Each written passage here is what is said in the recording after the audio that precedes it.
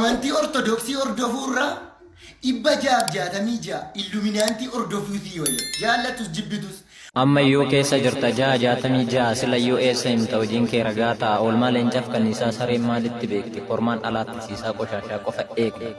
dubbachuuf waan malasaa guuttachuuf waan garaasaa bakkee kaatee qawwasee udaan nyaatee fammasi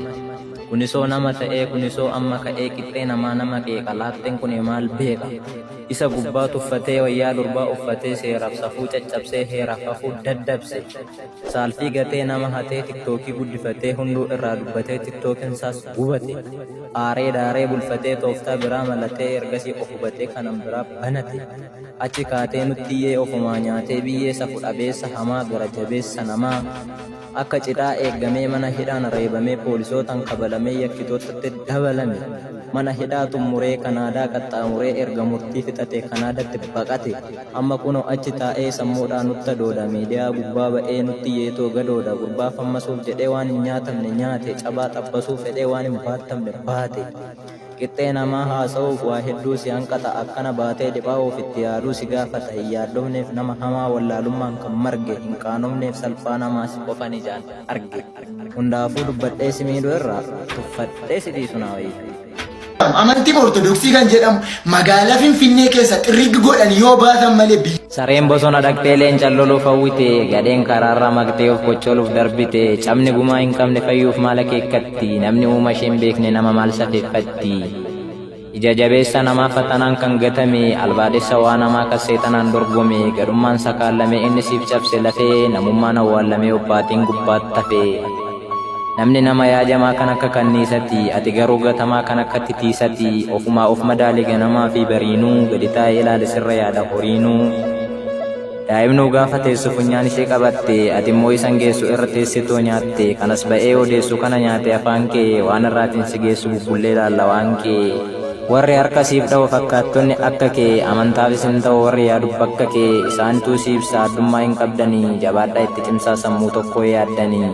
amantaas ta'ee safuu eenyuyyuu bakka hin buutu hin dagatiin silayyuu akka guyyaa tokko duutu dhaabbadhu ol kaawwadhu isa kaastee fudhatta jabaadhu facaafadhu waan facaaste hammatta nuti kana booda tuffanne si dhiisneerra bilisa warreen amantii ortodoksii hordoftan taabota mataa irratti baattan hojjechaa waan hin jiruuf kottaati gadheef kubbaayyaa farsoo duruu afaan ballatti sareeftitisni oddoo raqa qofaa jaallatti odeessituun mandaraa ololuu duwwaa beekti balleessituun adaraa waaqa walloluu deemti titisni baay'attullee kanniisa walloltiiree kanniinni xiqqaattullee bakka raqaa ooltiree saree gatamaan kun maal beekta waa'ee leencaa gadhee xaxamaan kun bayya amantaa keecha ati bar namaa miti namummaan kee du'eera namni bar hamaa miti jagnummaan kee bu'eera gaafa biyyarraa baatu waa'ee kanaa dubbattee har'aasii fagaannan onne eessaaf bitatte biyya ormaa beeki orma lakkii maaliif dhiboofta faalla keetis morma guyyaa tokko qaanofta akka bahiitii malee akka galaan beekanii har'a bariitii malee duutis jiraan qeeqanii fedhee waaqatiin malee beeki sireen isa waalcha akka isaatiin malee eegi kolfis boo'icha si dadhabeeti miti yeroo siif laati malee siif waa dhabeeti miti bordee bitaafi malee dhagaan bishaan liqimsaaree ofirra yaasa malee qeeqni dhugaa siif ibsaaree gadi si baasa malee egaa kufaniitoo gufachuun biyyeen of qixxeessudha sirraa baay'ee dubbachuun ofiin of xiqqeessudha kanaafuu dubbatanii si miidhuurra tuffatanii si dhiisuutu irra filatamaa ድምፁን ሰማነው በኤፍራታ በዱር አየነው የእኛን ጌታ ለዓይኖቻችን ድንቅ ነው በድንግል እቅፍ ያየነው ሰማይ ተሰማ ምስጋና በምድር ሆኗል ሰላም ተወልዷልና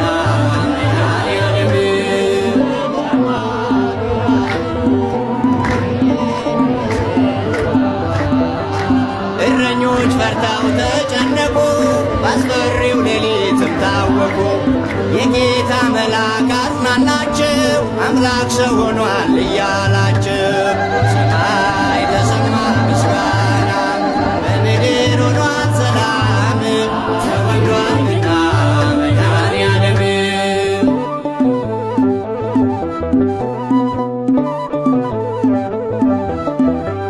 ንጉሥ ተወልዷል በበረት የፍጥረታት ሁሉ ናፍቆት ወርቅ ዕጣን ከርቤ ይዘውለት ነገሥታት መጥተው ገበሩለት ሰማይ ተሰማ ምስጋና በምድር ሆኗል ሰላም